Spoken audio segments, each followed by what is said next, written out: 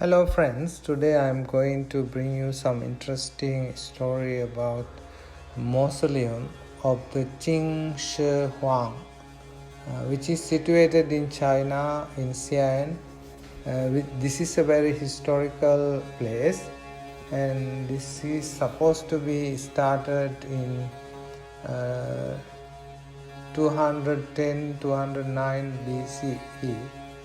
There was a farmer in Xian who was digging a well in 1974, and he found some amazing and some interesting pieces of clay, remains of human figure, and that led to the discovery of the Qin Shi Huang, or Qin Shi Huang, the emperor's funerary art buried in the Xian. So this is supposed to be happened during the 210 and 209 BC in Common Era, and also approximately dating to 200 BEC. This was named as a World Historical Inheritance or World Historical place by the UNESCO, and there are as much as 8,000 figures of soldiers made from clay. And not only that, there were chariots, horses, and also 3 pits containing Terracotta Army, more than 8,000 soldiers, and 130 chariots, and with 520 horses and 150 cavalry horses.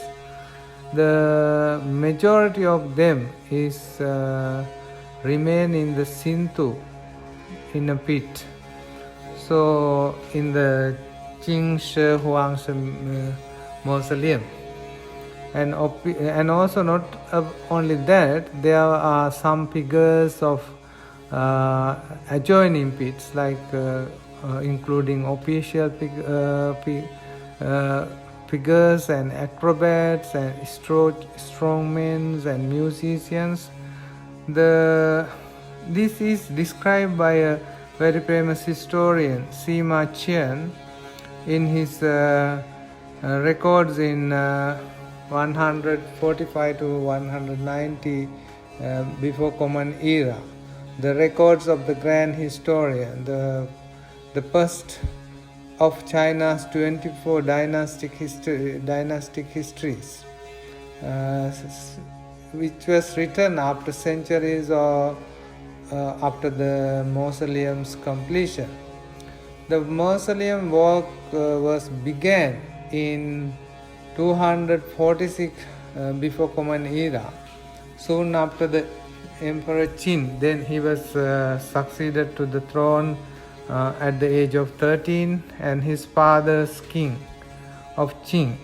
And project eventually involved about 700,000 conscripted workers, and also that Sui Jingshu, that mountain was selected as favored location to have this mausoleum and other places around that area, because that area has a lot of jade mines and was rich in gold, and there were many other geographical factors to decide this area as the emperor's mausoleum. Then valuable artifacts also and wonder objects according to the records, mercury and other Chinese lacquers also used to imitate these models. And it is supposed to be, it is mentioned in the history, and although archaeologists mention that there are 9 to 10 models or mold are being used to create these soldiers, and they were produced in the factories nearby, and they were like producing, some were producing legs, some were producing head, some were producing other parts of the body.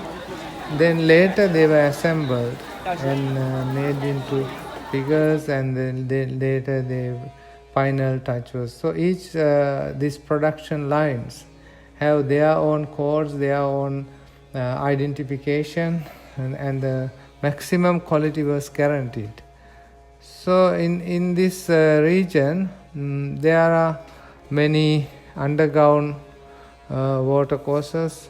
So, and also before that, some of the people have buried their dead bodies over this mausoleum without knowing them, and they were not discovered this many places. But unfortunately, soon after the passing away of this emperor, one of his general who was going against who was contesting against the kingship has looted this site and set fire onto this site, it is said. Then archaeologists also confirm this discovery in their archaeological excavations. They have found some part of the roof, because this place has a roof to cover this terracotta warriors. So they are the tallest figures symbolizes such as the high-ranking officials, generals in the Terracotta Army, and also still the Chinese government does not want to uncover the real location of the emperor, maybe due to because once you unearth them, the colors and other figures will be faded away like 2-3 minutes because of the heavy heat that is prevalent in this area in Xi'an. Xi'an is a quite hot area, and these bodies of the army soldiers and others were painted with dark red, or also red and green and blue and charcoal black, and also Chinese purple or Han purple, and also the Chinese lacquer tree brown, and pink, lilac, red, white, and unidentified colors are being used for painting these warriors, and eyebrows and their hairs and black faces and done. So this is a very interesting and important place in the Chinese history, and when these figures were found out and they were brought to especially the UK and America for the display in some museums, and people found many people came to see them, and it was very interesting to see that these figures in China, and this UCL Institute of Archaeology has been done analytical chemistry techniques to uncover more details about the production techniques and employed in the Terracotta Army. Using X-ray and also other scientific methods, 4,000 bronze arrowheads, groups of 100 researchers has reported that the warheads within a single bundle form a relatively tight cluster that was different from other bundles. In addition, this presence of absence of metal impurities were consistent within bundles.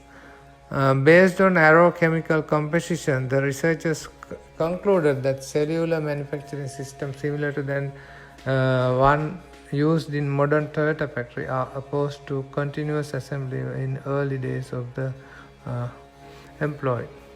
So this is how the things are made in China in about 2000 years ago, and it's a very interesting place. If you have time when you visit in China, it's a place to visit, and so many tourists are coming there, and it's very nice to visit here. Please subscribe my channel. Thank you.